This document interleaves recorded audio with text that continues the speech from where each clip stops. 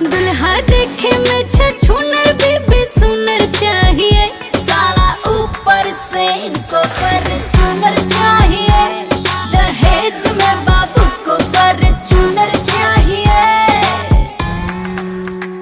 अरे खुद अंगूठा छाप बीबी में हुनर चाहिए, खुद ही है गवार बीबी में हुनर चाहिए, साला ऊपर से इनको फॉर्च्यूनर चाहिए, दहेज में बाबू को फॉर्च्यूनर चाहिए।